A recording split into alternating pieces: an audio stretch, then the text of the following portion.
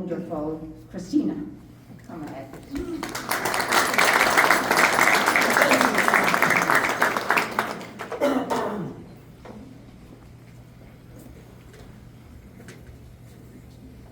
I love flowers. I'd love to have the whole place swimming in roses. God of heaven, there is nothing like nature. The wild mountains, then the sea and waves rushing, then the beautiful country with fields of oats and wheat and all sorts of things, and all the fine cattle going about.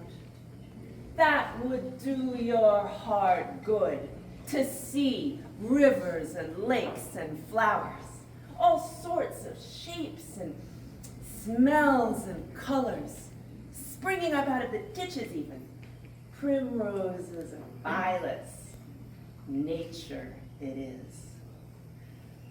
As for them that say, there's no God, I wouldn't give a snap of my 2 fingers for all their learning.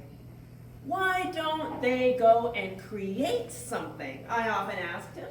Atheists, or whatever they call themselves, go and wash the cobbles off themselves first.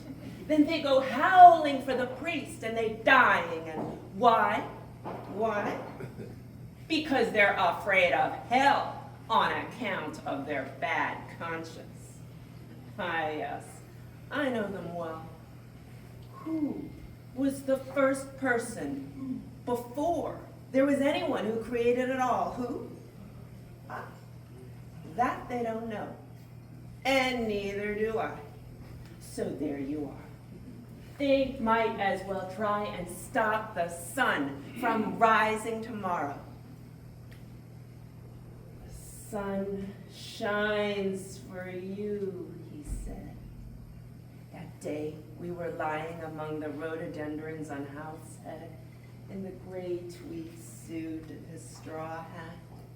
The day I got him to propose to me. Yes. First I gave him a bit of seed cake out of my mouth. It was leap year, like now, yes, 16 years ago. My God, I near lost my breath after that long kiss. Yes, and he said, I was a flower of the mountain, and yes, so we are, flowers all, a woman's body. Yes, that was one true thing he said in his life. The sun shines for you today. And that was why I knew I liked him, because I saw he understood or felt what a woman is. And I knew I could always get around him. So I gave him all the pleasure I could, leading him on until he asked me to say yes. And I wouldn't answer at first.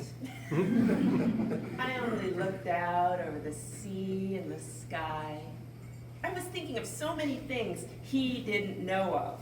Mulvey, and Mr. Stanhope, and Hester, and Father, and the sailors playing All Birds Fly. And I see Stupin washing up dishes on the pier, and the old sentry in front of the governor's house with that white thing round his helmet. Poor devil, half roasted. And the Spanish girls laughing into their shawls with their tall combs. And the auctions in the morning with the Greeks and the Jews and the Arabs and the devil knows who else from all the ends of Europe. And Duke Street and the fowl market all clucking outside larvae sherries. And the poor donkeys slipping half asleep. And the vague fellows of cloaks asleep in the shade on the steps.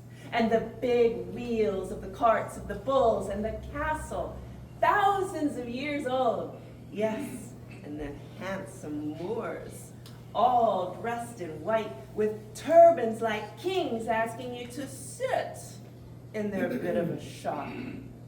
and Rhonda and the old windows of the posadas, glancing eyes, a lattice hid for her lover to kiss, the iron in the wine shops half open at night and the castanets, and that night we missed the boat at Algeciras, and the watchman going about serene with his lamp, and oh, the awful deep down torrent, oh, the sea crimson sometimes like fire, and the glorious sunsets and the fig trees of the Alameda Gardens, and the queer little streets with the pink and blue and yellow houses, and the rose gardens and jessamine and geraniums and cactus and Gibraltar.